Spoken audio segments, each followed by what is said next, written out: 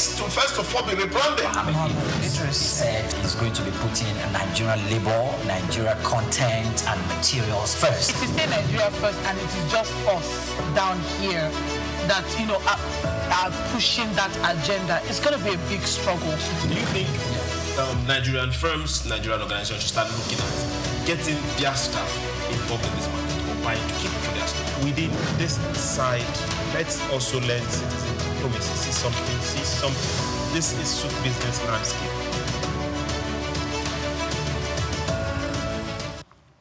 Hello, good morning. It's a beautiful, beautiful day in the city of Lagos, and it's Friday. It's that time of the day where we just kick back and have some beautiful discussion on Souq News. This is SBL, and today we will be talking about something that we are still asking ourselves major questions. Should we be going there right now? Third Mainland Bridge, to be precise. We will bring it on this table and, hey, we'll really talk about it and ask ourselves some major questions. Why are we going back to that same issue? We also have Trump in the news. He just refuses to leave the news. Every single day, Trump is doing something. What's happening with Brazil? What's happening with Saudi Arabia? There has been this import-export as it concerns agriculture in Brazil with Saudi Arabia, and hey, it's positive at this particular point in time on a beautiful Good Friday. It's a whole lot we'll be unpacking here on SBL, and we want you to be part of it. You can't shy away. Contribute. So go on all the social media channels and follow Souq News Television. It's not difficult. It's easy. Hey, chat at us. We'll reply. My name is Souq, John Rogers Souq. And on the table today, I am pleased to tell you, Your Excellencies, that I have the people you want to go into a fight with, starting from my left, not the far left, the knight himself, Olumide. Good morning, gentlemen. Thank God it's Friday. Disclaimer, I am not the kind of person you want to go into for a fight with. All man for himself. Welcome to Souq Business Landscape. I am Olumide Shokoya. Okay, you heard that. Okay, then to my right, the fair one. Good morning to you, Chooks. Good morning, Olumide, and good morning to the lady in the midst of the gentlemen. Good morning to you, Lagos, Nigeria. I'm glad to be here again. I'm glad it's Friday, and I don't have to wake up 3 a.m. Okay. I can tell you for free, the land is green. Join me as I welcome on the table once again. Let me put Swift. my hands on this table. Let me tell you something. All right, so like you said, I'm that one person you want to go into a fight beside because my uppercuts, my lower cuts, and my blocking are always on point. And we're coming in swinging tonight because it's Friday. This morning, and you know what they say about Fridays? Nothing bad happens on Fridays. Yeah. Yes, they are winding you down to the weekend. So no matter what you receive, just like, the weekend, and you go with No it. bad vibes. Yes, my name is Swift Adderito, and let's get ready to have, a kick out of this. Thank you very much. You're welcome. We'll go on a very short break. When we return, the first story will hit us. Don't go anywhere. Take Nigeria because it's the mind that needs to first of all be rebranded. Idris said he's going to be putting Nigerian labor, Nigeria content and materials first. If you say Nigeria first and it is just us down here that, are pushing that agenda, it's going to be a big struggle. Do you think Nigerian firms, Nigerian organizations should start looking at getting their staff involved in this market or buying to keep for their staff? Within this side, let's also learn citizen diplomacy. See something. This is Souq business landscape. Idumota Market. Eko Idumota, once a residential neighborhood, is home to Idumota Market located on Lagos Island. It is one of the oldest and arguably one of the largest markets in West Africa. Idumota is a historic neighborhood adjacent to the Lagos port that facilitated the slave trade and later, under the British indirect rule, it's surrounded to exports that fueled the colonial enterprise. Idumota was also the location of an armed forces remembrance cenotaph called Soja Idumota, built as a monument to Nigerian soldiers who served with the West African Frontier Force. An Eyo Masquerade statue and a clock tower are also some monuments at Idumota. Idumota Market is so popular that large sales are recorded as early as 7 a.m. The market is made up of hundreds of locked-up shops occupying several multi-story buildings, with some measuring about 5 or more floors. In 2010, the Lagos State government demolished some illegal structures in order to improve vehicular and human movement in and around the markets. During weekdays, the neighborhood of Idumota is densely populated by shoppers, traders, and bus passengers.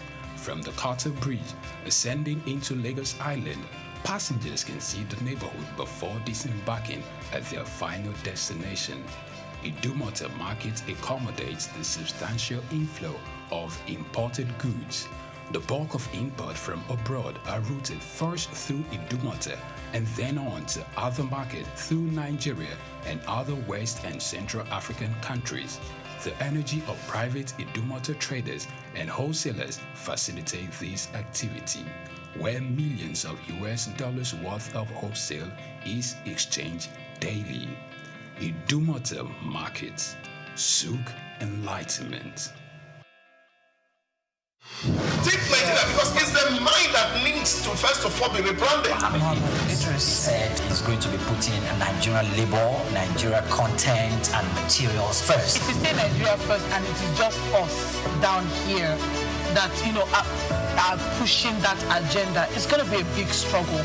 Do you think Nigerian firms, Nigerian organizations should start looking at getting their staff involved in this market or buying to keep for their staff? Within this side, let's also learn citizen diplomacy. See something. This is Souq business landscape. Welcome back. This is SBL. Now to our first story. The federal government has approved a 3.8 trillion naira plan to address severe structural damage on Lagos Third Mainland Bridge. Yes, you heard me. Following 21 billion naira in emergency repairs last year, not up to a year ago, Minister of Works Dave Umahi said underwater assessments revealed damage from illegal sand mining, erosion and corrosions, prompting the engagement of 7 specialist contractors under an EPC and F arrangement to design and bid for both rehabilitation and possible full reconstruction. Umehi noted that similar studies on Lagos Carter Bridge deemed it beyond repair, with replacement cost estimated at 359 billion naira. The government will seek public-private partnerships and engage global lenders such as Deutsche Bank to fund the project, ensuring the bridge long-term visibility for Lagos' 20 million residents. Now let's bring this to this table. Gentlemen and beautiful lady, Yes. Lagos Mainland Bridge is just 11.8 kilometers. And Lagos Mainland Bridge was fixed barely 9 months ago. Same thing happened last year. After that 9 months, same thing happened 2 years ago. Same thing happened 3 years ago. And now we are getting another report that we have issues in our hand on the same infrastructure. We are on this table and saying government should be efficient. So if you are working for government, you need to be efficient. And Has Third Mainland Bridge turned to an avenue of siphoning government money? It's quite sad that every year we are back at this thing. And what is even more concerning, last year it was about 21 billion. And this year it's 3.8. So, I mean, Trillion, thank you very much. So, is it like it's tripling? Is it, I really don't understand.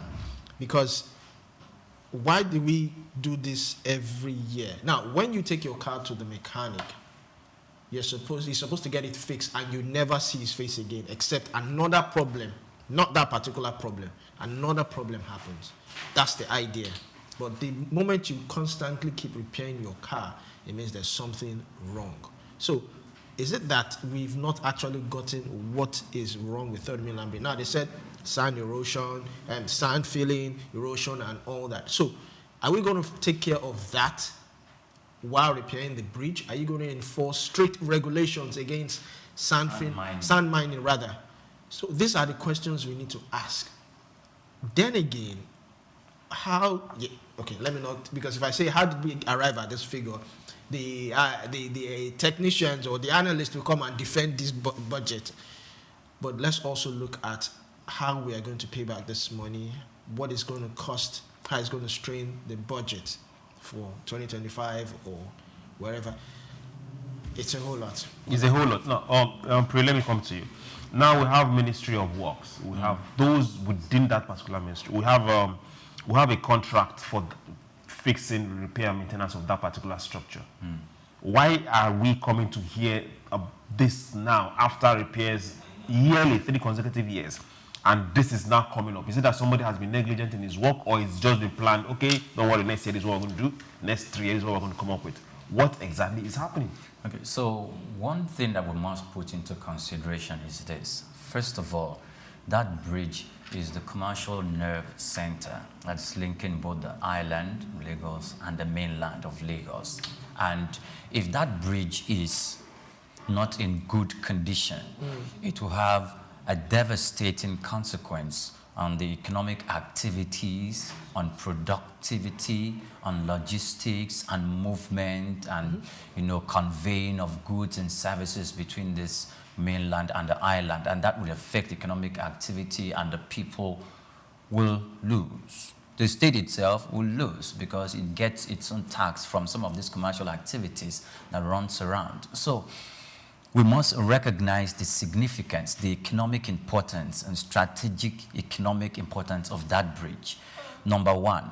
Number two, we didn't ask question when during the first time we were told that the bridge was going to be, upgrades and maintenance services were going to be carried out, that okay, after this phase, how long, what's the duration?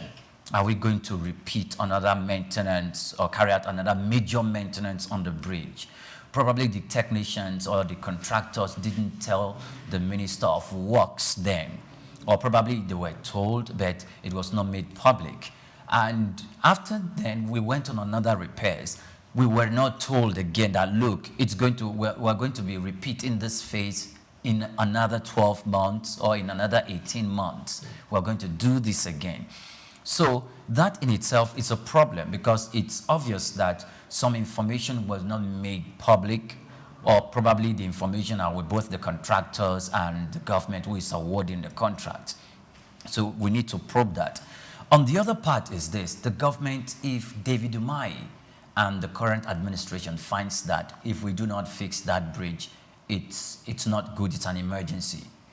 If it's going to cost 3.8 trillion naira, we better get it done. Okay, so hold on. Okay. Now you've tried telling us the importance of the bridge. Beautiful. You've tried telling us why we need the bridge. Beautiful. Let's talk to the human angle to this. The reason for this particular monies that have been planned for spending is underwater structural damage. Yes. Why is it coming out now? Okay, so I think it's obvious because, I think the government knows exactly what to do as far as that bridge is concerned, and one of the significant causes of the erosion. Sand mining, right? Who are the people sand filling a part of that where the bridge is located for building structures? There's a huge project of sand filling when you are coming from Iyanoworo axis towards the main island axis. If you are coming, it's on your right-hand side of the bridge. You can see a lot of sand filling activities going on there. So they are mining sand to fill another portion of the bridge. Right by the bridge. Right by the bridge. So who are the people, the principalities that are engaged in that act? They are well known to the government because that's a capital intensive. It's not well known. You can't even mine sand without government approval. Great. So it is. They are known in the sense that the government knows what to do. If that is actually one of the architects of the problem of the bridge, then half of the problem is solved already, because the government can stop that project because it's capital intensive project, and the people who do that have heavy capital, huge capital chest to carry out such magnitude of project. So the government knows what to do. But if the government does not want to stop that activity and they feel the bridge can be put in good condition with another, using another strategy, then the government can go on, but it should not jeopardize the lives of Lagosians and Nigerians who use that bridge.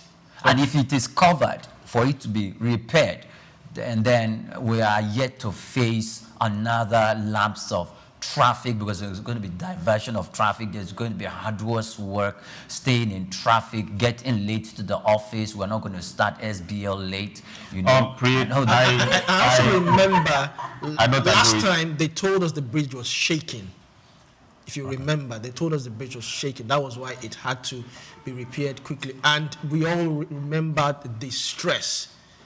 It was a trauma passing through. We were told I think before 10 o'clock. You come. And by 10, you go. And you see cars at a standstill till evening. So we cannot, forget that fact. Swift, let's get to you now. We believe the ladies are more caring. They are more connected to Mother Earth. And she's connected to the corridors of the red chambers. Yes, we know that. Now, the minister is saying that, okay, we are looking at not just repairs, but possible outright overhauling, rebuilding, a new one. And we're looking at 2 point something. Okay, if we turn it to dollars, it's about $2.45 billion. Which, if we look at it critically, that's enough to build another Third Mainland Bridge. Should we be looking at that particular project right now, looking from where we are coming from? So the truth is, I'll just come out this way. I think Nigerians, we are very emotional, and sometimes we don't do our critical research. When the London Bridge is having the exact same issue. As of 2019, it was estimated that they were going to use about 250 million to overhaul the London Bridge. Pounds. Okay. A big pounds, 250 million pounds. How old is the London Bridge? Hold on, I'm with you. Just hold on, because if you're talking of structure, you're talking of people that follow engineers, Ministry of Works. I think they know their work more than Nigerians. I think I may be wrong. And by the time they left it for about 8 months, because taxpayers were upset and they couldn't understand why, they added another 40 million plus to that. That was in 2019. It got to a stage, Parliament said, I think we should just build a new bridge, like what you are saying. Because what is going to be spent to overhaul the old London Bridge is going to be significant to build a new bridge. And then sentiments came in. Why do we build a new bridge and leave a momentum, an edifice, something that is identified with London? And so there was a cross bridge between that.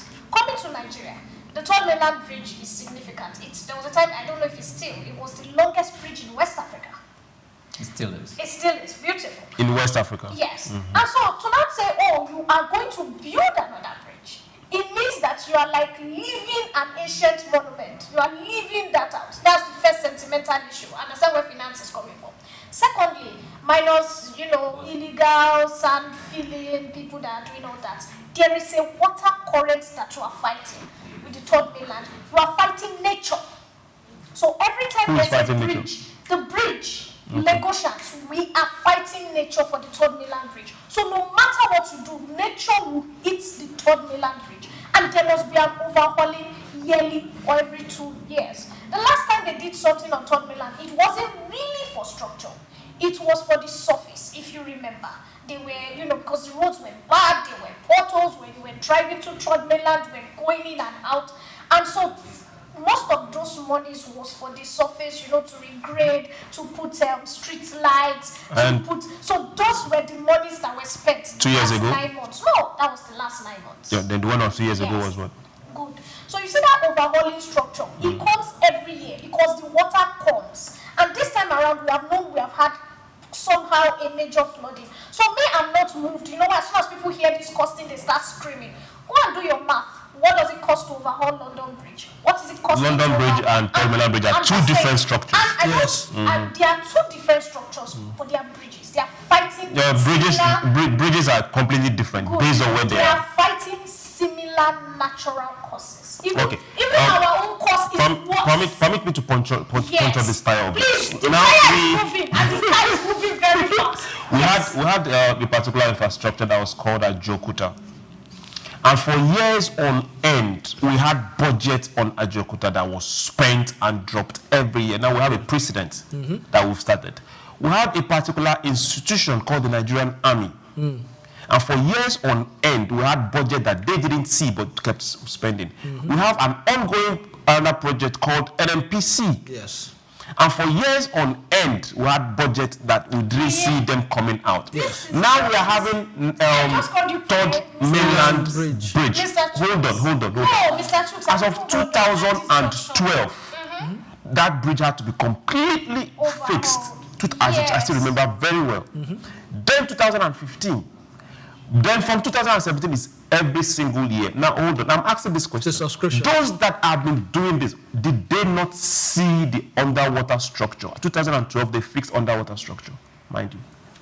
On paper, I don't know if they ended up doing it. No, this is why because then I remember this same thing you are saying. I remember fighting this cause with a friend that was an engineer. Don't fight the cause. I'm just telling you. I had the privilege of being stuck on Third Mainland Bridge for about 15 minutes last month. Yes, at night, around 7. The tire of the car got bad. The commercial vehicle I was in, and so we were on the bridge. We had to fix the tire. And as we were standing there, all of us to ourselves said, they need to touch this bridge. Because every car, every movement, as you walk, you are hearing the shaking. Vibration. You are looking at You're on the bridge. vibration. You should No, I have been on Third Mainland. I have jogged a marathon on Third Mainland Bridge. There's a difference. There's a difference. Yes. Okay. So what I'm trying to tell you is, when this came up, I wasn't one of the Nigerians that was in shock. Is the money much? It is. But We're not talking about monies or not monies. We're talking about those that is their responsibility to find this. Why now? Why has it not been found earlier? Why did they not fix it? All those wires. So there's nothing you can do about there it. is. There is a whole lot. This is one of the areas Souq is trying to address, that we're trying to draw our attention to, which is the possibility that the contractors and the contractee, if there's a word like that, might have played some hanky-panky while addressing the root causes of this problem, because it's almost becoming an annual ritual. And if it's an annual ritual, we also know that there are tendencies for unscrupulous politicians, government officials to use it as a conduit to siphon public funds. And that cannot be ruled out of the equation itself. And we must equally acknowledge that. So when did we, because we're not told, like I said earlier, when it's being fixed, we're not told, okay, this is going to happen. But there's also another possibility. If it was done 2 years ago, she mentioned the current of the water, the tide of the water, natural cause. It must have been taking, having a corrosive effect on the structure of the bridge over a specific period of time. So just a moment. So when you address it at this point in time, just know that that nature and that current of the river will continue. Okay. And there's nothing you can do. And so even if it has been fixed, little by little, it might continue to deplete the structural integrity of the bridge. And as at a specific point in time, it might become a ritual where it becomes an annual or biannual thing where the bridge might require such attention. But for us to stop doing that, if the best direction to go is going to build a new one, then we must start considering such possibility, or we build a fourth mainland bridge. Which was supposed to be in works. Hold on. Now, for bridges, a certain president intentionally kicked against it. Call names and stop saying let's not call too many names. This is a table. And it's also from this side of the country. Drop name. Okay. Yes. Now, for bridges, railways, you don't award contracts after awarding a bridge contract. It's a build and maintenance agreement.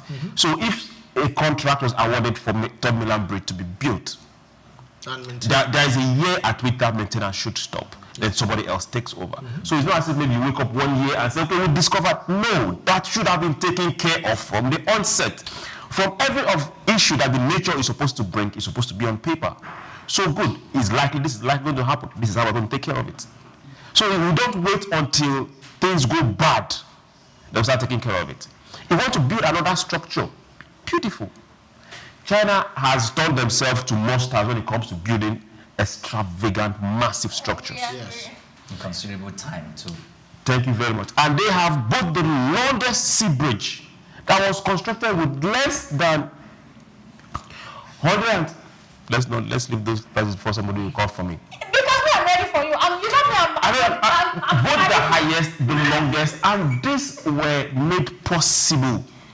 Yes. With very good efficiency and cost cutting. Okay, so Chooks, so there's so sorry to cut you in.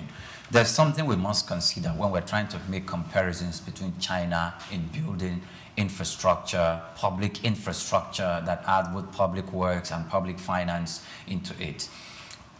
Where we are currently, and if we're to begin to point fingers, we should. They are Jakarta steel. If we're going to build, we're going to require steel. Where was it built? Where was it located? Okay, so now, of course, because if we're going to require steel, if we have some of this, if we can source mixture of these raw materials internally, then it's possible that we are going to beat down the price that we might need to build a Fourth Mainland Bridge or to carry out the heavy structural repairs of the current Third Mainland Bridge. But if we're going to be outsourcing the contract to a foreign company, saying that, oh, local companies do not have the capacity, the technology, or the manpower, or the wherewithal, including the financial capacity to prosecute that, then we are going to be having heavy capital flight to leave this country by way of building either the Fourth Mainland Bridge and also fixing this. Yes. So, and that's going to have its own severe toll on the government and on the government's purse. So if we are considering that, we also have to know that we have not done our homework, and that includes the steel that I just mentioned, the steel organization that I just mentioned a few minutes ago, where the government had time without number talking to the Russians who actually built it in the first place so that they can go back to fixing it, to putting it in its right shape so that we can have it operate. Yes. And those are issues that I think the legislative arm of government, if we are going to, and other things are going to come to bear.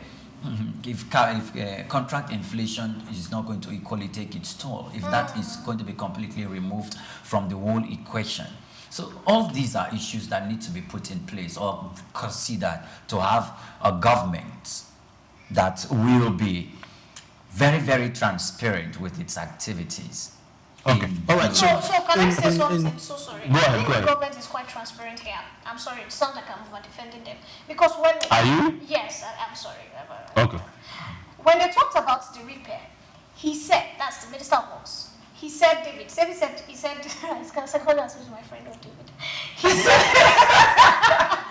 said that Julius Berger has already done, they already did the analysis. They already came down to what are the issues. But they have opened it out for other companies, 7 of them, companies who are interested. Yes. So that it will not be as if since Julius Berger was the one who fixed, who has been repairing, who is always seems to be the first right person we lean towards, is the only person fixing. So it starts to look like, is there something? There are now 7 come in. Look at what you can do. Give us your own pricing. Let us compare. So, like a Fourth Mainland Bridge, I'm very for it. As far as I'm concerned, it's okay for the government to take that loan. To me, to build a fourth and repair the third, that would be best. I understand. Let's address some particular issues before we now ask some other questions on this table. Now, we have Eco Atlantic, our neighbors in front of us. We have another Atlantic, we don't know the name yet, by that Third Mainland Bridge. And these are all government-approved sand, major sand mining. Yes. Did somebody not think that what we are doing is going to affect these structures? It's quite sad that we don't always look for how to prevent something. We only think about remedies, and that's why we are always where we are. because if we had taken into cognizance that these people's sand mining would have adverse effects on the bridge, it would have been stopped a long time ago. And I can bet you this sand mining will still continue even after these repairs, because some people are making, I think Nigeria, we enjoy when bad things happen. We make money. Some people just enjoy a profit from when things go bad. And until we start, Nigerian government, they know what to do. If they want to catch someone in less than 48 hours, they will get that person. But it's like the problem with Nigeria is not because of bad leadership. It is the fact that people don't do what they are supposed to do at the right time. That is basically the problem. People don't do what they're supposed to do at the right time. Now, so Swift. Moving forward, now I feel that there should be anti-sand mining regulations.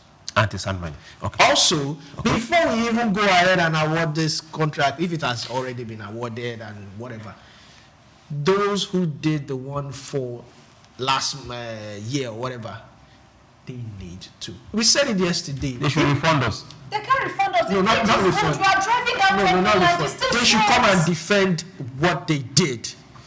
And those who did the results, they should refund us. The lights are still working. The lights is it the lights Hold on. Dear Swift, we can all dress beautifully, but inside cancer is killing someone. And you are telling me everything is fine. Okay, now let's get back to where we were. Yes. We had a governor in Lagos whose name was Fashola. And Fashola said nobody should mine sand in Aja, because they saw that the water level was rising and coming close and close. As we speak now, the road that they fixed not up to how many days or weeks ago is bad already. Yes, because the sand mining is back. And that's salt water. It eats into everything. Why can't we just have a government or leadership that leave profit making for its miners and concentrate on public good? You see, there's something he said. You must also you must put into cognizance the community. I know how the Aja community fought Fashola at that time. I even know of places at that time that at night people still went to do the sand mining, because there's a limit of how you can fight communities. I knew of almost 4 community leaders that Fashola had to pick up and remand in Kirikiri or Ikoyi, because they were the ones, and they were like, look, it is our land. And there was a back and forth. So sometimes you can't, those people that live around those Third Mainland, they are a community. You must understand that this was their land before you came and built whatever you built. So illegality should continue because it's their land. I'm just telling you that, and so those people, they are the praise. They are the people that, this, in quotes, this billionaire businessmen who know what they are doing, easily throw, little, they just throw crumbs at. And at night, it is from their backyard. They pass the other side. How many things can government do? Are you exonerating government from doing what they are supposed to do? I'm just trying to tell you that there are limitations. There are no limitations. It's the same thing with oil bunkering. Hold on. There are limitations. Swift. If government is not doing it, which means people in government are involved. That is why it's not being done. Yes. So one thing we have to put into consideration is that government or government officials who are directly responsible to carry out intervention activities to stop the continuous mining of sand or continuous activities that degrade the environment will or can and will be influenced. They are susceptible to influence. Yes. And of course, there's a building collapse here in Ikoyi when the building was told to the owner of the building, when they were erecting the structures, they were told to erect how many story building? I think 10 was approved, or 6 was approved. So how many did he finally erect? 20, almost 20 something. Okay, so how did he do that? The supervisors, those who are coming from the agencies to come and supervise the building, the way it was being erected, where they saw it. It went past the amount specified or the number of stories. Sorry. I had the privilege of interviewing somebody who survived that structure. And the truth was, about a month before, Lagos State tax government had come to sanction that no building should go on. Well, of course. But from Abuja,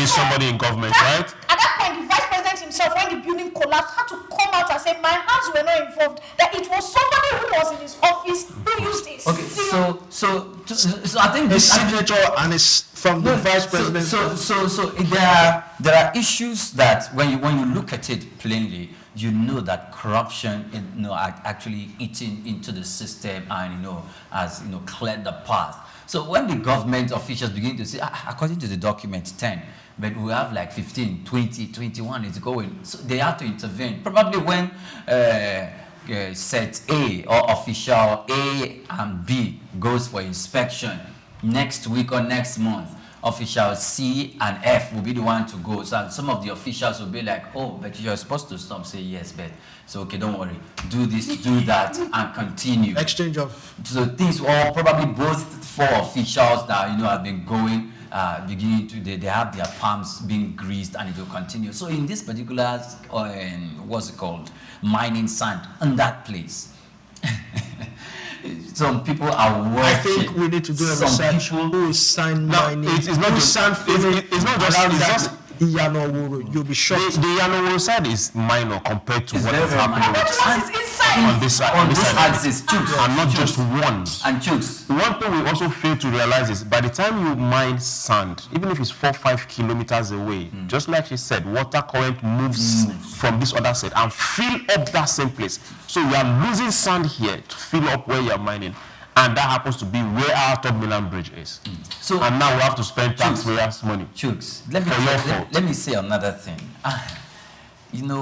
That on the other side, not on this side where the mining is actually going on, things can move from A, I don't want to say from bad to worse, it can move from A1 to A2, A3, and A4. And where you have not been anticipating, it will take us there. Yes. That Makeover area, there had been government intervention and wanted to evacuate those people some time ago.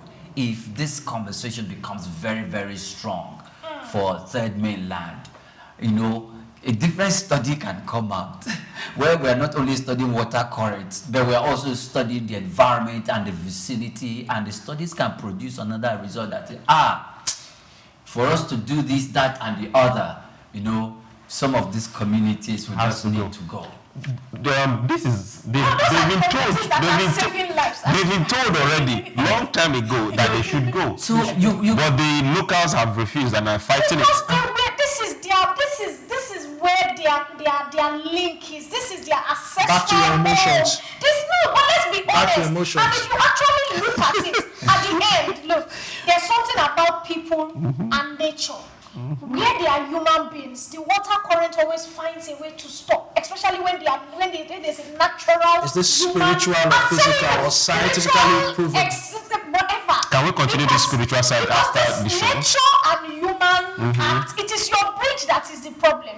Water is more comfortable with people that are living on wood beside it. They are together. Okay. The bridges that are external are the issues. Okay, now why we let's go to our second story for today. So everyone that is listening and being part of, please, we need your voice. We need you to contribute to this particular take. We need Third Mainland Bridge not just to be good, but to be safe and functional. So we all must play our part. Nigeria finance face renewed strain as global oil prices drop below government's 2025 budget benchmark of 77.96, supposed to be 75, while crude production remains short of target. Brent crude has been trading under pressure due to weaker global demand, rising supply from OPEC, and geopolitical tensions, with analysts warning price could sink below $60 by year end. Okay, now concerns over revenue shortfall is also an issue. Lower oil earnings risks widening Nigerians' record 13 trillion budget deficit, pushing up borrowing needs and debt servicing costs. Okay, now let's stop the story here. Gentlemen and lady, we are seeing is a mix of certain issues. Today, oil price decides that, oh, I'm going on a jollof rice hunt, and it goes above 70. Tomorrow, he said, oh no, I'm let's just go drink pap, and it dips. It's normal. It's not. We should be looking at other means of generating revenue, and not just dancing and dancing to oil. Swift, must oil be the savior? Well, unfortunately, let's be real. It's like asking people in Saudi Arabia if oil is the savior. They have gold in Saudi Arabia. They have a lot of things, but if you look at the economic structure and their budgeting, oil plays a major role, because they tell you that oil is like blood money. It's But they've gotten it right. They got it right. They've got it Tens of years ago. They've got it right because there's a limitation in government among the number of people who are ruling, the number of structures. If you go to Saudi Arabia, it's a round circle. It's not like Nigeria, where we have the parliament, the senate, the house of reps, so you are dividing so much money, everybody has a voice. A lot of people do not have a voice there. That's the reality. But the government takes more like a monarchical system. It is not more like it is what it is. Beautiful. Yeah, but the government takes care of them, right? If Nigeria was like that, it would be a different thing. Right now, you are looking at agitation from one group, one youth. You are looking at agitation from another northern group, who feel marginalized. And that because these ones are producing oil, you are not giving us this. And so government has to keep sorting A, sorting B, sorting C. You don't blame us, like I said. Oil, we cannot take it away. Yes, in this administration, we have seen the fact that the president and the presidency, even IMF has had to say, oh, the administration is doing such a good job, because we are trying to boost cocoa, we are trying to boost agriculture. Are you looking forward to boost infrastructure? To government essay? No, I am not. So this is what I tell people anytime we have this argument. Okay. I do not have 50 million to relocate. I do not have 50 to 60 million naira to relocate out of this country. Okay. So it means I need to put my head down and ensure my country works. Because if I had an option, I'll be one of the people on social media, rubbish, this country, nothing is working. I know, I have friends like that. And when they finish shouting within 2 months, I call them one day and it's a foreign number. I've moved though. I've got a multinational, I'm working here, my family is settled here, we paid for green card. And I'm like, wow, how much did you spend? Oh, 45 million. How much do I have? Now, for those of us who do not have this money, we do not have a choice but to make sure that it works. That what works? Fix the government. We look at everything they are doing. We encourage the government that, okay, people are trying here, can you do more? Okay. That is where I sit. While they are doing more, whether they like it or don't like it. Olumide, let's get to you. Now, this particular story was trying to give excuse and why we should be leaning towards borrowing. Have we not borrowed enough for this calendar year? Do we ever borrow enough? What was that story that we treated yesterday that was twice our budget? When we're talking about the bullet train. The bullet train. About 96 trillion naira. Yes, that one it's still there. It's quite sad. It's quite sad. No. When you think about, if you take us back, we always resort to borrowing. It's like, are we just thinking of, oh, let's just borrow, and when the next one comes in, he will sort it out, and must oil be our savior? Yes, she spoke about Saudi. They got it right. You can't do anyhow in Saudi. You will put to death. They don't joke. So it's not even the monarchy issue. It's not even the monarchy issue. You do anything in Saudi, they either take your hands or your head. Or your head. Are the leaders being tried by that system? Okay, fine. But the system works. The system works there for the citizens. Does it work for the oligarchs, for the money? Yes, it does. Does it work for the it works for everybody. Yes, it does. It works for everybody. We've seen the brothers of them disappear. Because they're trying to oppose their brothers. But we've seen them disappear. They're trying to bring democracy, and the brothers were like, what do you want to look at the UAE. Yes. Look at how fine that place is. Doctors UAE, right? Doctors UAE. Okay, And I heard that these guys came to Nigeria when they wanted to develop that place. Now look at Nigeria. We have gold. We have so many precious stones. We have diamonds. And we are looking at oil.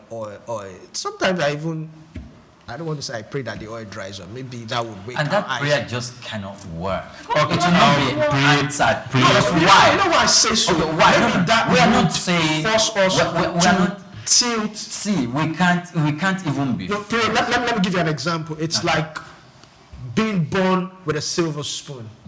You know that yes, you can afford to play truancy. You can afford to sow your wild oats, if I may say that. You can afford to do wasteful spending because you know that there's something still left. But when you come from a humbled or a privileged family, you know nobody's coming to save you. You know you have to do what you need to do. That's how I see Nigeria. We feel that, we have so much oil, we can do whatever we want. There's enough oil to go around the elite, not the ordinary people. So until we start to understand that this oil, America has oil now. Okay, Priye, let's get to you.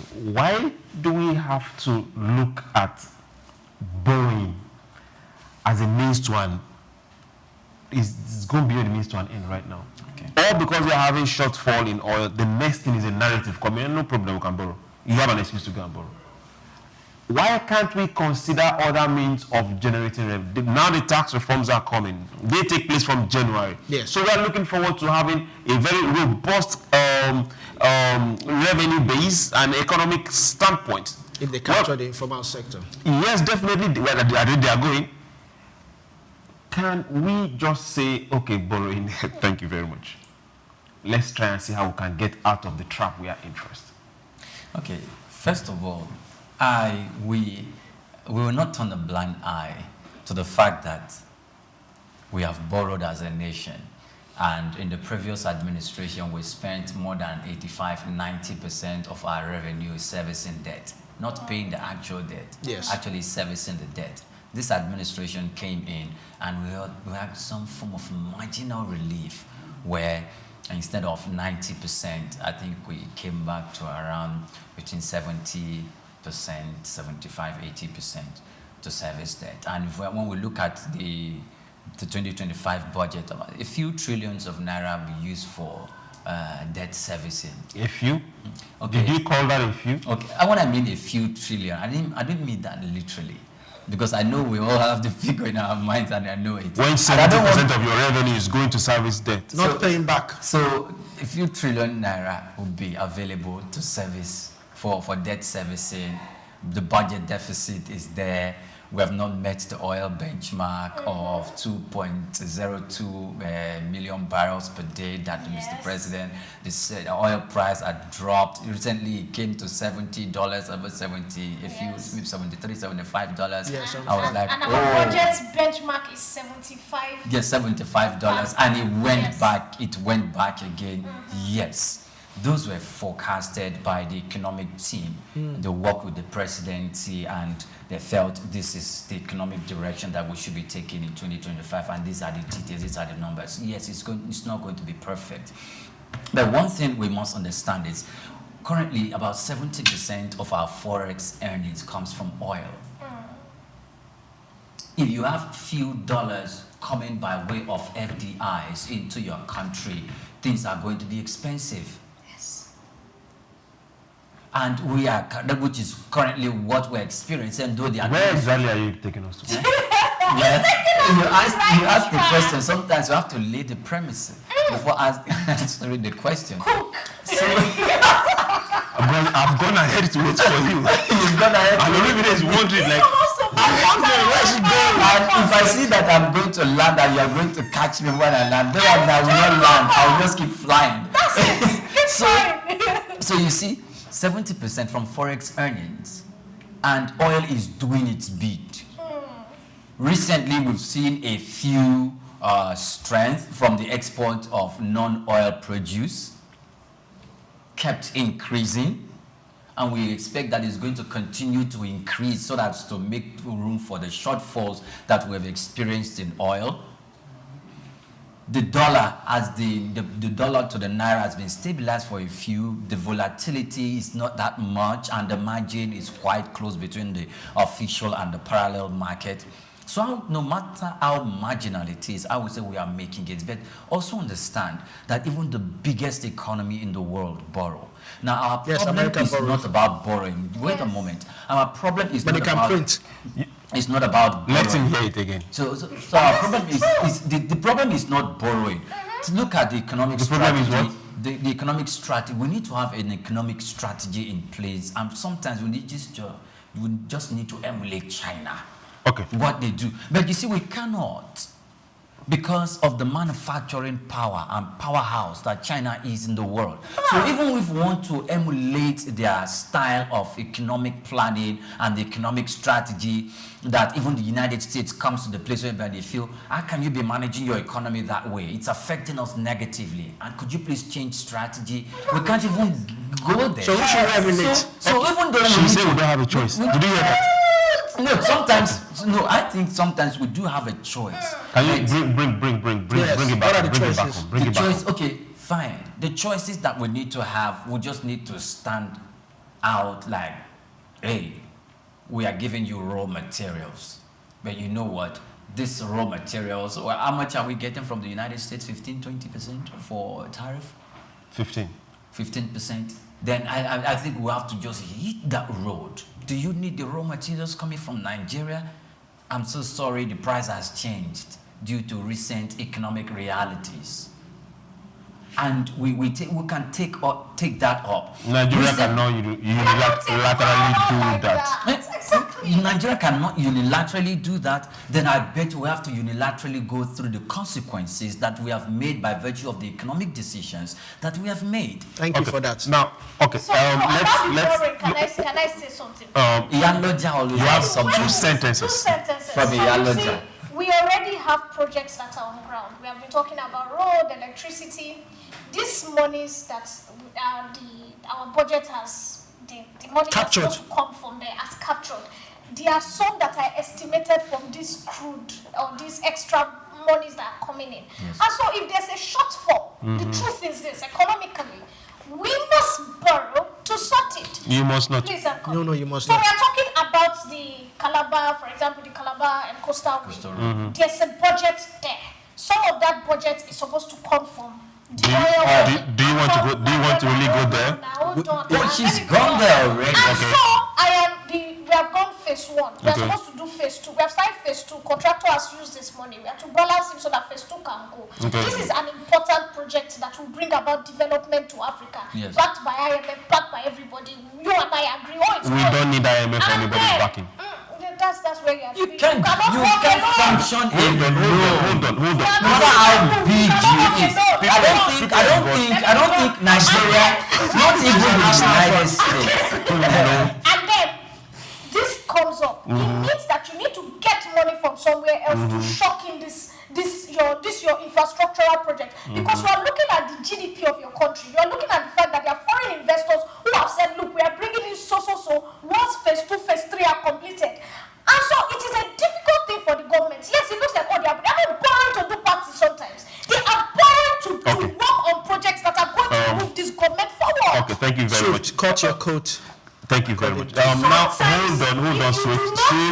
If you do not pull in and come in, please, this is important. If you do not pull in infrastructure, so for example, we're talking about the fact that the Nigerian government, yes, is building, is investing in rebuilding our military factories so that we can start to work. If you do not pull in that money, it means that project is going to be left half done. And guess what will happen if it's half done? We are back to square one again, because when a new government comes in, thank you. And we are bringing fresh money. Senator, off your mic. Now, Swift, we have gotten this narrative wrong. Africa has gotten this narrative wrong because over time they've sold that narrative to us and we think it's right. What narrative? Hold on, please.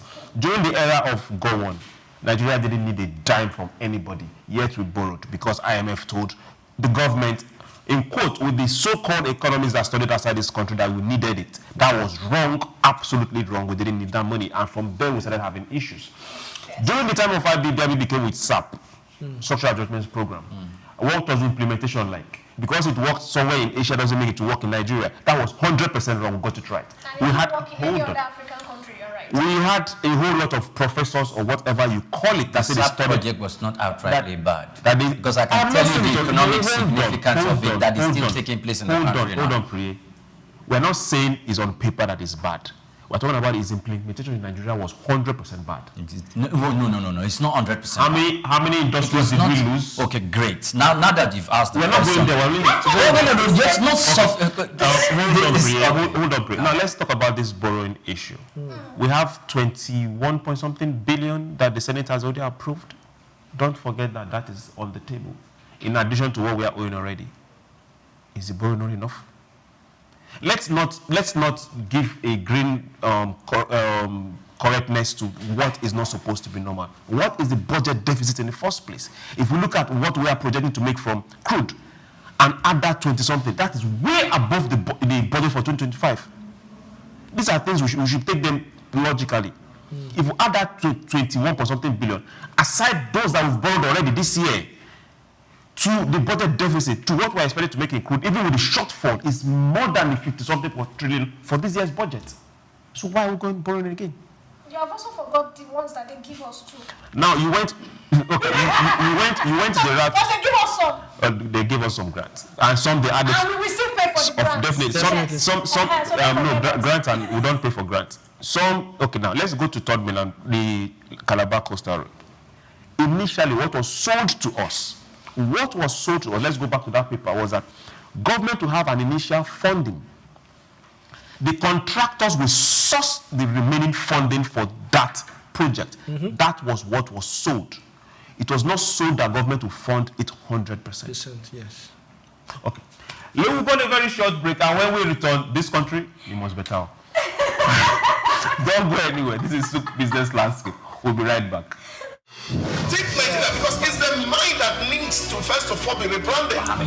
Idris said he's going to be putting Nigerian labor, Nigeria content and materials first. If you say Nigeria first and it is just us down here that, are pushing that agenda, it's going to be a big struggle.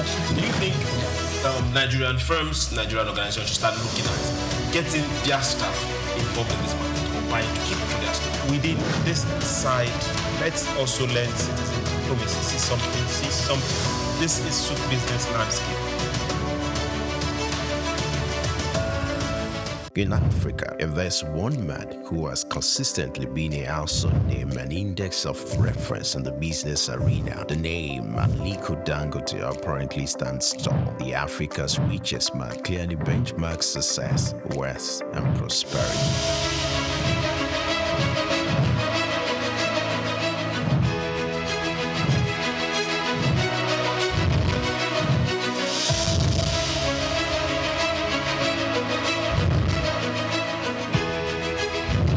His official love and passion for business are quite phenomenal. These can be traced to his background. Born in April 10, 1957 to Maria Sanusi Dantata and Mohammed Dangote, his maternal ancestors were prosperous caravan traders under British colonial rule, and his grandfather, Alhaji Sanusi Dantata, was a commodity trader. Dangote's grandfather was heavily involved in his upbringing and helped ignite his entrepreneurial spirit. For Dangote, one will ever assume his wealth was handed out or easily channeled, being an offspring of Dantata, but his success didn't come through daydreaming. Dangote complemented inherited fortune with deliberate hard work and innovation to pave his way to the top. Those who knew Dangote while growing up will not be surprised at his outstanding success. At age 8, Dangote uses pocket money to buy sweets, which he and others sell for a profit. Everything big in life starts from little.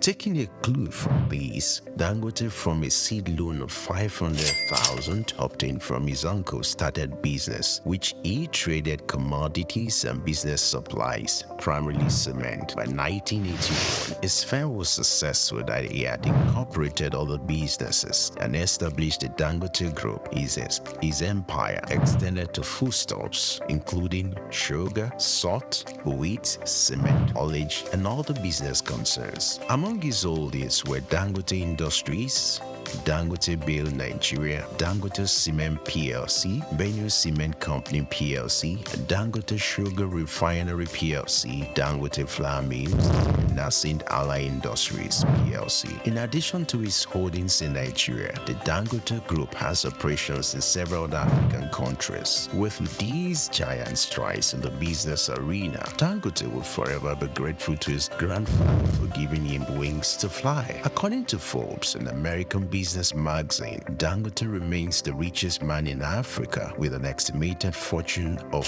$13.9 billion. Dangote is one Nigeria island decorated with honors as well. His urine service and huge investment also got him both local and international recognitions, like the Guardian Man of the Year in 2015. He won the 2016 African Business Leader Award organized by the African American Institute. Dangote was cited as one of the top most influential Africans by the New African magazine in 2015, 2017, 2018, and 2019. He was recently conferred with the prestigious award of the National Order of the Lion by the President of Senegal. When it comes to breaking jinx, Dangote has it in full measures. He took his pioneering and jinx-breaking adventure to another dimension with the unveiling of the $20 billion refinery, widely adjudged as the largest single-train petrochemical refinery in the world. The refinery has the total capacity of 650,000 barrels of crude oil per day and is expected to earn as much as $21 billion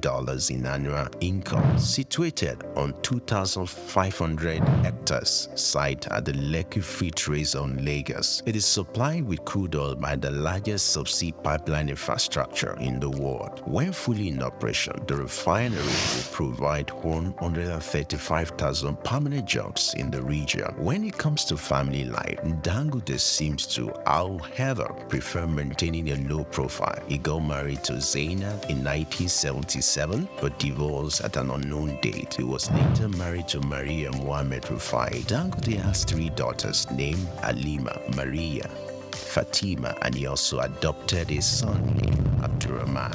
Dangote is one grounded authority that combines real intelligence with self-effacing demeanor, a persona that naturally makes kindness. Like an eagle, Dangote's foresight and unusual business acumen make him a rare to come by. Though he owns chains of business in Nigeria and across Africa, the quest by this uncommon risk taker to conquer more business territories may not wane anytime soon.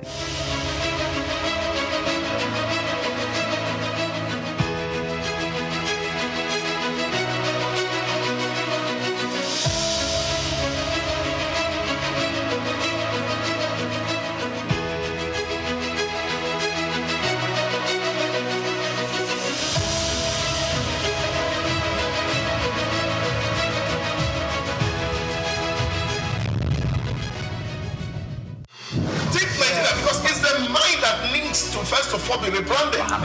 Idris said he's going to be putting Nigerian labor, Nigeria content, and materials first. If you say Nigeria first and it is just us down here that, are pushing that agenda, it's going to be a big struggle. Do you think Nigerian firms, Nigerian organizations should start looking at getting their staff involved in this market or buying to keep for their staff? Within this side, let's also learn citizen diplomacy. See something.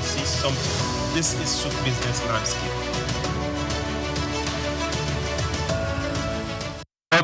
Welcome again. We go to straight to our third story for today. The African Union has endorsed a campaign calling for the end of the Makeover world map use in schools, majorly in schools for educational purposes. Government and global institutions citing its distortion of Africa's size. The 16th century projection, originally designed for navigation, inflates land masses near the pole while shrinking Africa and South America, reinforcing false perception of continent's global significance. Advocacy group Africa No Filter and Speak Up Africa are pushing for the equal Earth projection, which better reflects actual proportions to replace Makeover in classrooms and institutions. The AU says the change aligns with its mission to reclaim Africa's rightful place on the global stage and plans to work with members states to promote adoption. Now, over time, dear gentlemen and beautiful lady, over time we've had several kinds of literature that has tried its best to de-African us. We've had all manner of teaching that have instilled in the psyche of those before and after us that we really don't matter, that we should look up to, in quote, those that came and called themselves colonizers as the savior. And it's in every aspect of our lives, down to the Japa issue, down to we taking care of ourselves. They proffer solutions to you and tell you that they know better in the name of IMF and World Bank, coming from, okay, let's not go there. Remember they told us Mongo Park discovered River Niger. Yes, like when he got to that place, he didn't see people that were taking their bath or fishing in that place.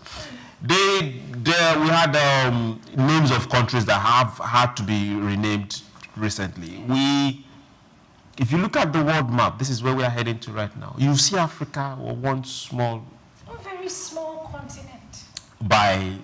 And you now see Europe looking very big and large. You see Russia looking, but that is not true. Yes. And a lot of people have grown thinking that that is right.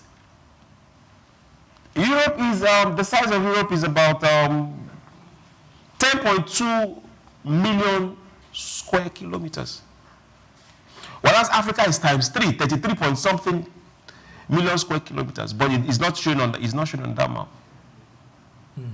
Do you think that this is one of the things we should start correcting now? And I say no. Let's stop teaching. Like Fela will say, teacher, don't teach me nonsense. Bam. It's quite sad. Western colonization and every other thing, what it has done over time. The Makeover itself was actually named after the person who created it. That's Gerardus Makeover, a Flemish cartographer.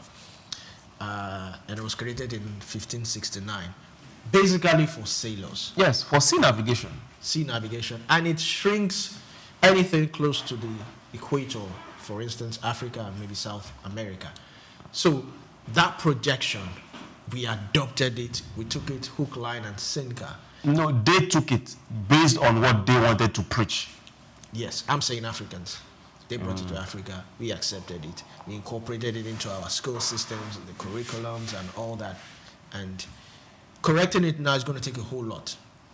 But I'm glad that it is the African Union that is coming now.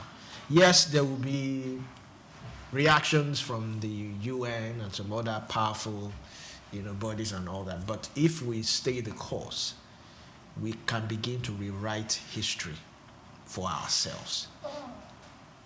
I'll stop there. Okay, while you are stopping there, let's go to why are we running away from our philosophies and embracing the white man's philosophy?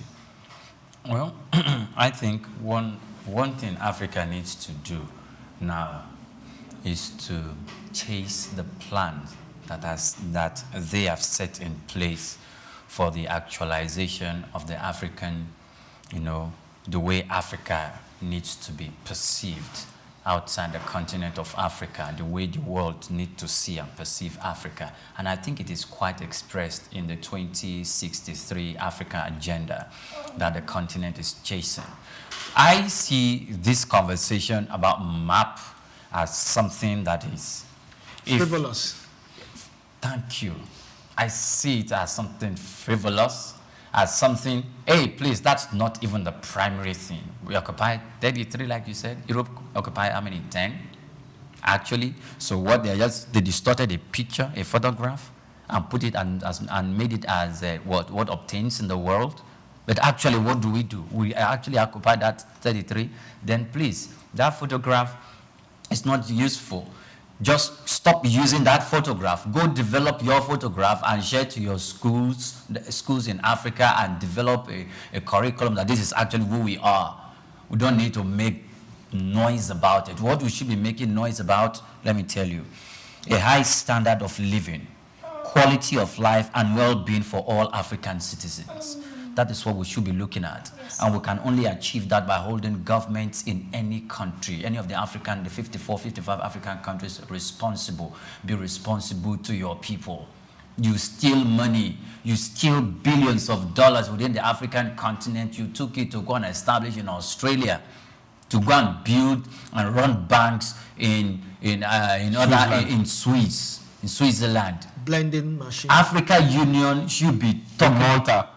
So Africa Union should be talking about those kind of African leaders that do that. African leaders that perpetuate themselves in power and will not allow free governance that promotes economic development and commercial activities in their countries to take place. They should be looking at that. They should be pointing fingers to that, not talking about a map that is completely irrelevant to economic development. What they should be looking at well-educated citizens and skills revolution that is underpinned by science, technology, and innovation. That's what you should be looking at. What is a map and a picture? What is that going to do to the primary 5 student? Fine, okay, this is who we are, this is not who we are. How does that contribute to the economic development of that child who probably goes to school and sits on the floor, who probably goes to a school and when flood comes, it renders the whole place comatose, dysfunctional?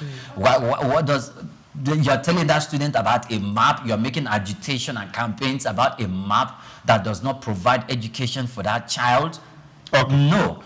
I have others to say. No, hold on. You have others. We don't have the time. Yeah. Swift, do you follow Priye's analogy? Because perception matters. Perception is... I know where Priye is coming from. That's why I disagree. In 2006, astrologists realized that Pluto was no more a planet. Because he didn't have the 3 things that make a planet a planet. What did they do? They took it out.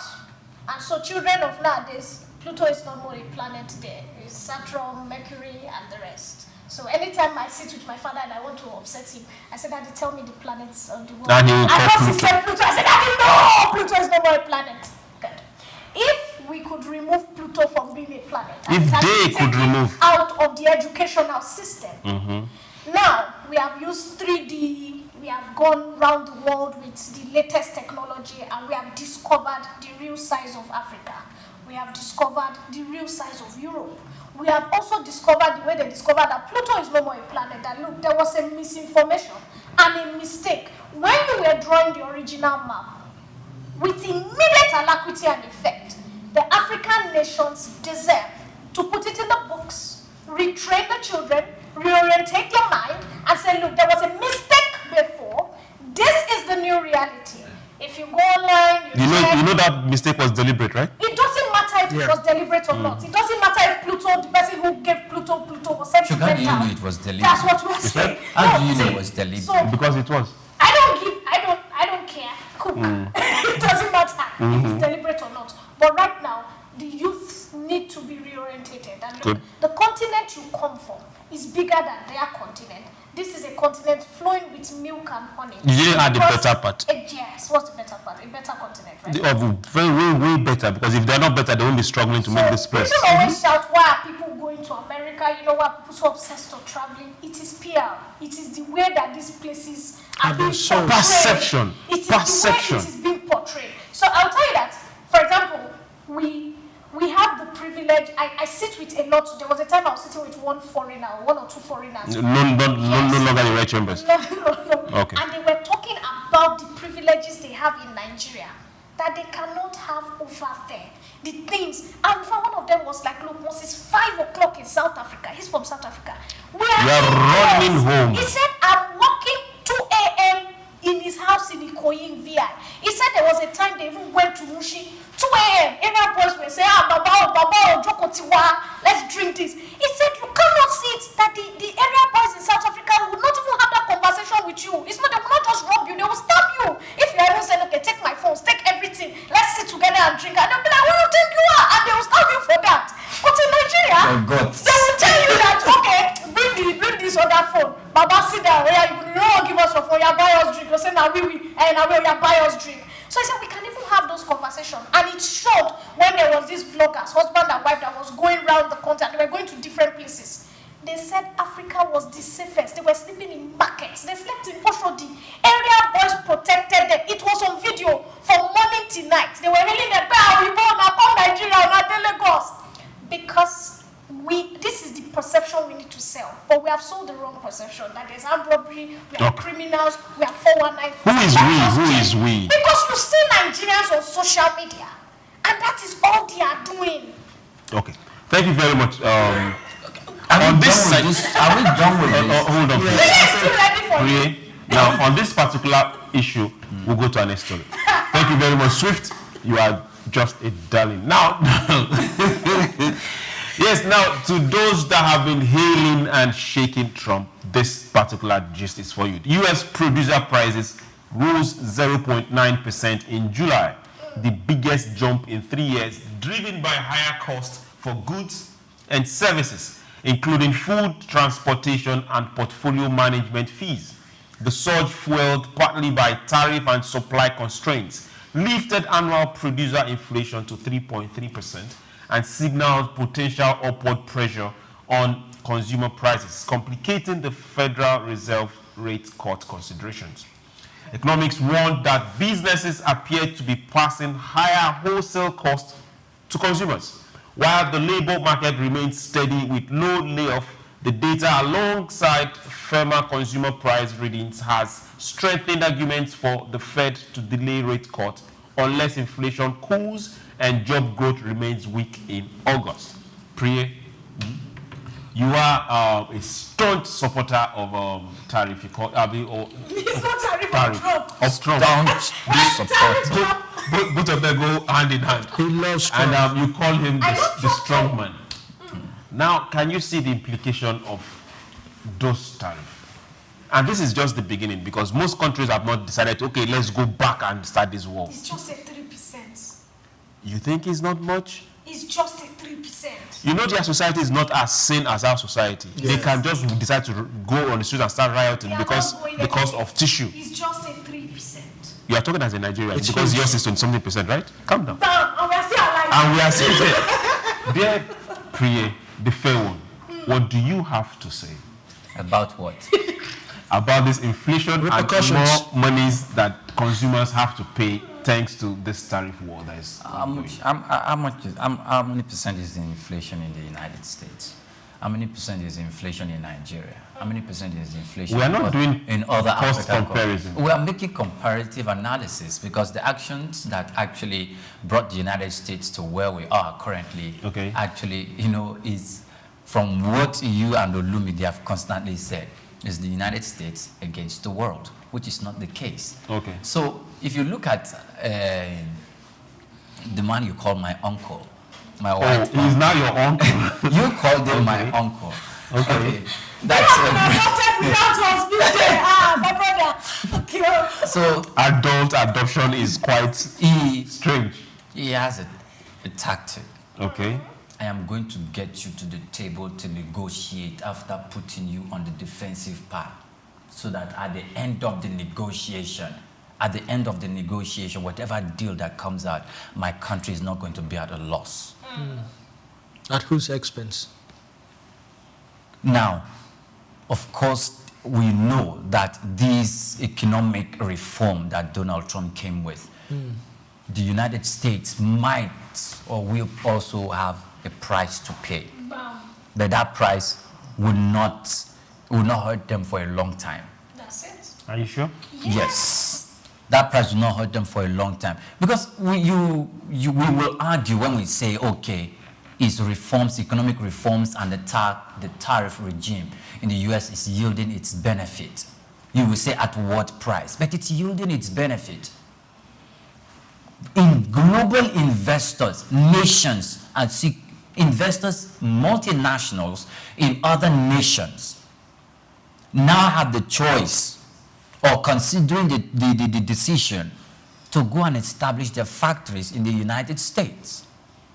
And they are doing that.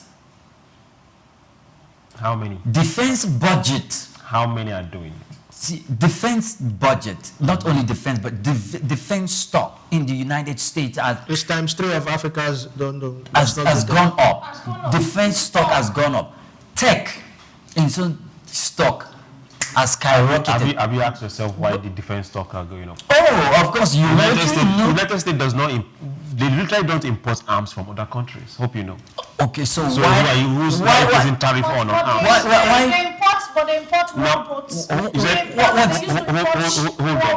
Hold on. Now, what they import are rare earth materials to make armaments. That's what they import. Now, let's look at it from this other angle, Priye.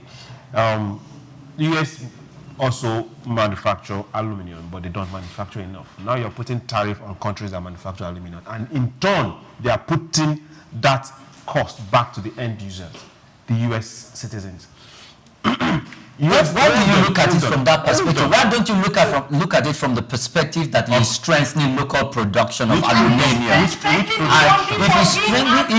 being an import-based economy to become at least. Look, this man has done something. People used to bring in goods, I'm sorry to butt in, with no tariff. Okay. The US government is not gaining anything, good or bad right now. Did you say anything? They were not gaining anything because it was a zero for countries like Canada, the UK, China. There was a zero. No, they can't.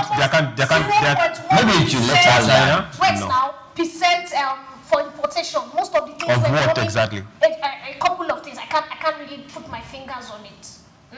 Now, these things, there are now higher tariffs on it. Someone was talking about the fact that chips now that are coming from China, US government now gets 15% of the profits, while the companies that are taking it now gets 15%. That's the signing. Manufacturers in the United States are smiling because under the Democrats, they were being billed, I think, a 45% tax. Right now to Trump, it has been reduced to over 10%. So manufacturing is smiling. It will just take its time. But you see that for it to reflect in the economy. You see that country, if they continue on this trend, they would actually become the great America again. Because right now, they are no more the great America. They are the America that everybody brings dump into. Priye, do you his name is Olumide. His name is Olumide. Finally on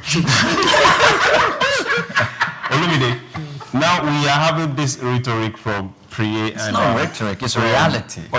From Swift.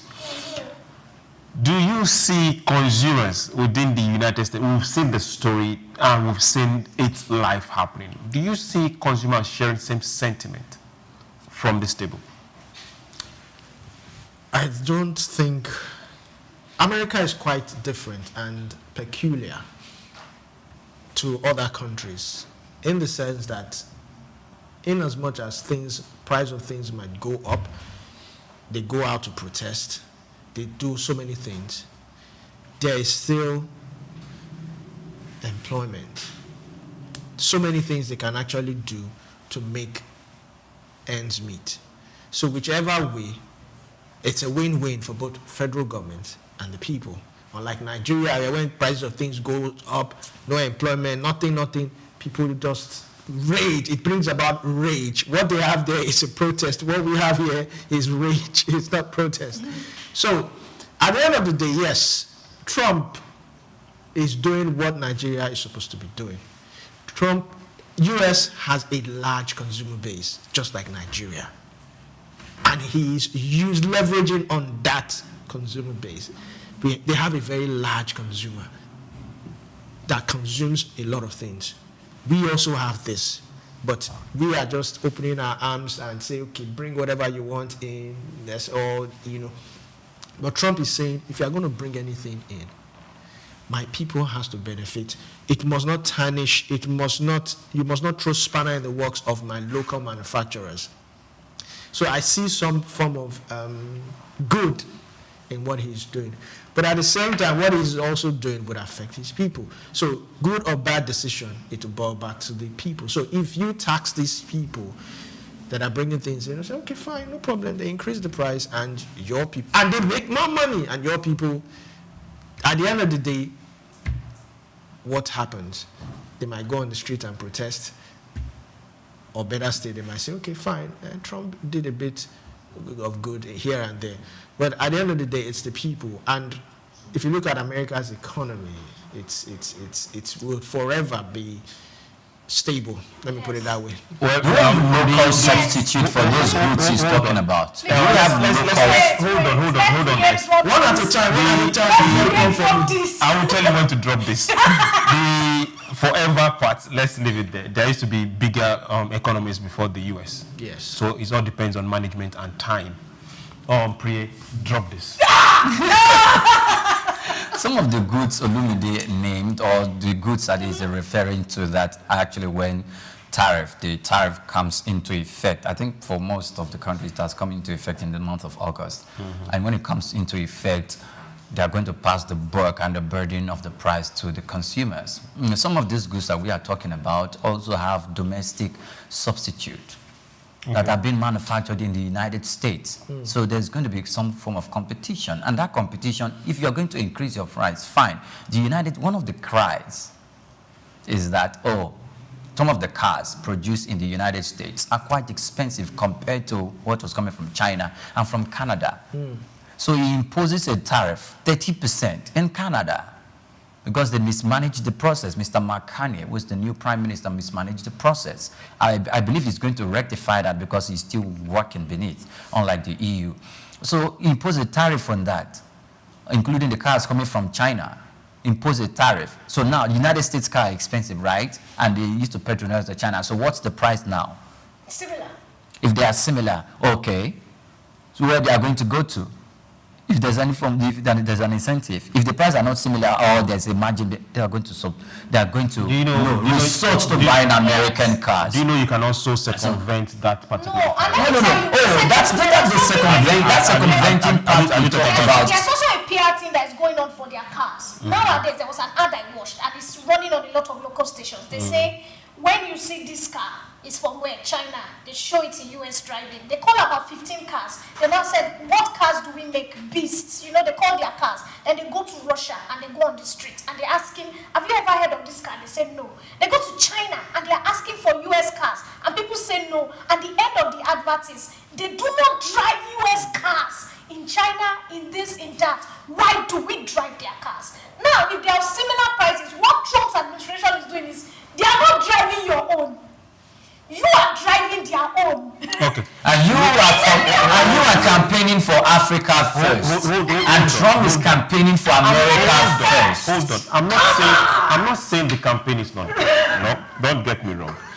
But I'm saying that if you are putting tariff on certain things, you should be selective on what you're putting tariff on. Oh, of course. Put tariff on things that you have comparative advantage with. Things that you are also producing, or things that you can also 100% produce enough for your people. Don't put tariff based on geopolitics. Don't put tariff based on alignment. That's happening with Russia, that's happening with China. Alignment? Yes. So when it comes to geopolitics, when the other people retaliate on the same way, what happens to the stock market? So remember what happened when Trump came in newly.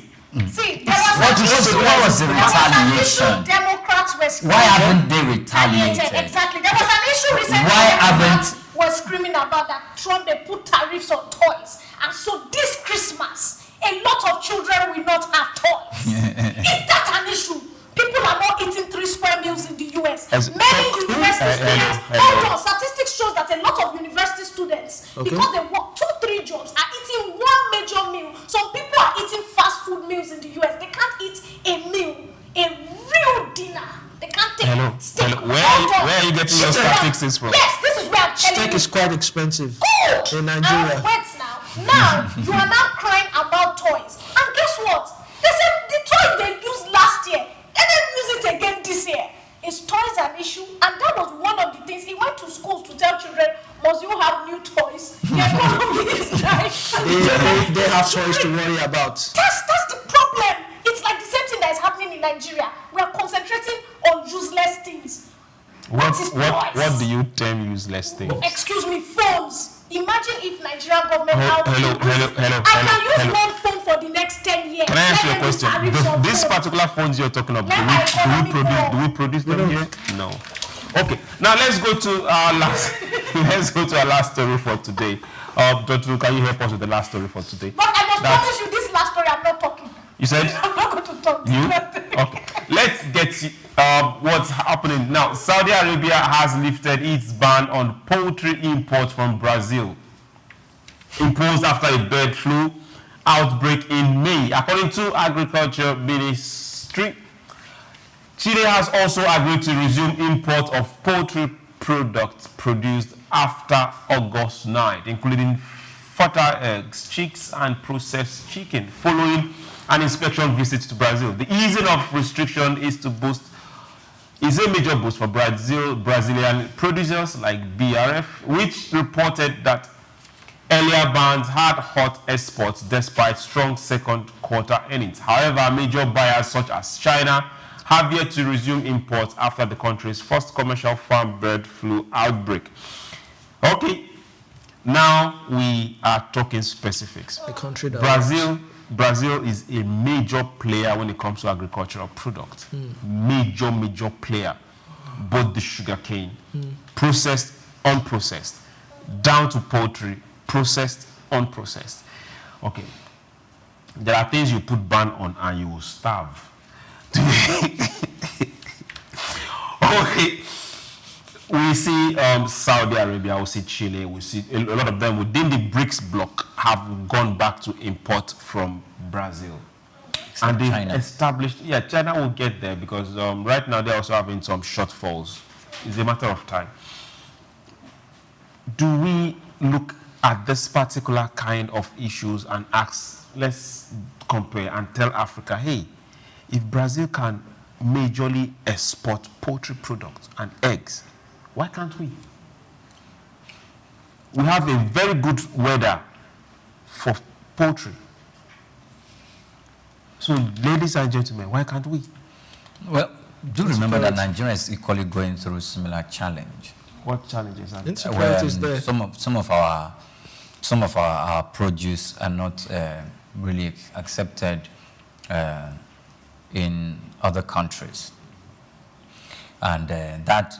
Be specific. Which of the produce? Do we have enough? Okay, we were supposed to import. We are one of the highest producers of cassava and yams that we consume. Okay, so domestically it's even insufficient, and other African countries contiguous within the West African bloc come to equally buy. So we have not been able to satisfy local demand, and including our immediate neighbors. So. And the Export Promotion Council also, some time ago, will also keep giving directives on how we need to package some of our goods. In places like Canada, you can't send crayfish via cargo. You need to go maybe via flight, because the Canadian government was that, oh, you put this thing at sea before they get here. They start producing box. We don't want box in Canada. We don't want box in Canada. But when it goes through the flight, it might be accepted. It might be accepted. So for Brazil, what actually stalled it was due to the. Let's talk about we here. Brazil have established themselves as we can produce enough for ourselves and enough for export, and they've majorly made that into a foreign earner. The question is, why can't we emulate? So can I jump into this? No, he has to really exhaust what is in his heart. Okay, so why can't we produce enough for ourselves at this juncture and export? We don't even need to export to Canada. Niger Republic is not far from it. Fine. Senegal is not far from it. Great. When we talk about agriculture and why we've not been able to do, or actually why we depleted in strength of what we used to do, it's two things. Insecurity cannot be taken away from that, because a lot of people have been taken away from their farms, and some who still have vast farmlands that they are cultivating are paying taxes to non-state actors, and the government needs to address that. Insecurity. Yes, insecurity. Hold on to that. Olubide, sorry for trying to barge into you immediately. Now we are looking at his talking about security, major issue. As one. Major issue. Now let's look at poultry. The amount of importation of frozen chicken, that we will call them around here, that we import into this country is scary. Very, very, they come in containers. And you now ask me, those 2-3 weeks when they are coming, there are no cooler containers they come with, which means they are preserved one way or the other that is definitely not healthy. Why can't we produce enough for ourselves before we now start talking about exporting? Why? I remember there was this man in Abuja who invested a whole lot into poultry, and one day I think the government came. He had to do with some approval issues, and they took that thing down. And what pained him most is, why not just come, seal the whole place? Why come and destroy everything? All the birds were on the ground dead. It was billions went into that, you know, and you begin to wonder, such a person, would he ever want to reinvest? That's what we call investors' confidence. When you think that this particular, Doc has always been saying it, that sometimes investors, they sit back and look at this particular government, okay, they have good policies, I can invest. But what happens after 4 years if this particular government does not enter and another government enters and bring in new policies? I always commend NAFDAC that, yes, they go about and try and shut down factories that have substandard or fake goods and all that. But then again, when we also discover these things, why can't we just put an outright ban or an embargo on it? But sometimes you also, what actually the example you painted, that man could just be a victim of the politics of business or business in That's politics. where I'm going. So it might not be government action, but though the government's hand might be seen in it, but his competitors in that space must have moved or influenced It's also saying to carry out, to influence government officials all right, now we've also seen to kill his business. two major players in a particular sector, and one goes to say, oh, this person is doing, what this person is doing is substandard. Allegation. We've heard of that story. Two major players, we know them. One went to say that, oh, this person is doing, and that person gets... Are you talking about Dangote? I'm not mentioning names. Swift, I'm coming to you. We have just 2 minutes left. Okay. I brought this particular story not to talk about Brazil, not to talk about who is exporting or importing or ban. We want to talk about us. The level we started from the tariff and all that, this is where we are heading to. Now, if we are producing enough to put food on the table of Nigerians, we will be making a lot of money. Then we can produce more, then we can start making FX, where praise is always heading to, FX. What is stopping us? What are the solutions that can help us produce food and put on the table? I'm not just talking about agric and money released. The end product, harvest, how can we start getting there? Okay, so like you said, the competition. So I will tell you for free that Obasanjo Farms estimated that they sell products of chickens they export is about I think they said they do about $250,000 per day. Now, there are shops in Texas that only sell Obasanjo livestock, chicken and eggs. It's a major exporter. There was a time people in Nigeria were complaining, we don't see Obasanjo's chickens. The day I saw one, I met one at some politician's house. It's from this table, it's almost as big as this one chicken. They don't export in Nigeria. It's only when they are giving out gifts. They don't sell in Nigeria? They don't sell in Nigeria. Okay. So it's majority of his farm is exportation. So when you're talking about they are doing it for many private people. I know of another person somewhere, I think in Ogumosho. All are exports. In fact, there was a time that the government of that state reached out to her that they needed. And she said, look, I already have these chickens from day one already booked. She's flying them to Canada. She has people who, if they don't eat her chicken, they cannot sleep in Canada. So we already have Nigerians that are doing this. I think where the problem is most of them are private. If it becomes a government-private partnership, then it will be big. Now imagine what Obasanjo is making. Imagine if Lagos State government decided to partner with someone in Naija. So like Obasanjo is just one I'm giving an instance. I'm just using him as an example out there to imagine how much he makes per day. Imagine if a Lagos State government now decided to partner with me now for chicken production, and we are exporting that. You would hear the news everywhere. The monies will now get into Lagos State revenue. So what is happening now is a lot of poultry farmers are making a lot of money, but because there's no government initiative partnering with them, these monies are not reflecting back on the economy. They are going into private pockets because using Obasanjo Farms as a case study. So what I want to say is the government should start to look at partnering partnering with private, because if they do it alone, the workers they employ for ministry, I'm sorry, almost fee chicken and something. Thank you very much, Swift. For everyone out there, this is like more of a clarion call to every one of us. We need to get productive. You mustn't start a factory to get productive. It could be just in that beautiful house of yours. If you have space to plant vegetables, please do. If you can get extra land and start a poultry, please do. If you have a fish tank, please do. But we just have to get productive. We can't continuously depend on importation and wait for things to change. It won't. It's our responsibility to see our nation move forward. Japa is not the solution. Because the more the intelligent people leave, you know who is left. I want to thank you very much for being part of this program for today. My name is Souq, John Rogers Souq. Be nice and help your neighbor. Olumide. It's been a pleasure staying with us on Souq Business Landscape. Let's do this next week. I am Olumide Shokoya. Okay. And from me, good morning to you. Many thanks for watching. I'm Oyin Priye Kromale. And like I always tell you, Africa is the next big thing. Do not think that Nigeria is going down. We are going up. Think Nigeria, buy Nigeria, and be Africa. My name is Swift Aderito. Have a fantastic weekend. Okay. Thank you. It's time to go home. Think Nigeria, because it's the mind that needs to first of all be rebranded. Idris said he's going to be putting Nigerian labor, Nigeria content and materials first. If you say Nigeria first and it is just us down here that, you know, are pushing that agenda, it's going to be a big struggle. Do you think Nigerian firms, Nigerian organizations should start looking at getting their staff involved in this market or buying to keep for their staff? Within this side, let's also learn citizen diplomacy. See something. This is Souq Business Landscape.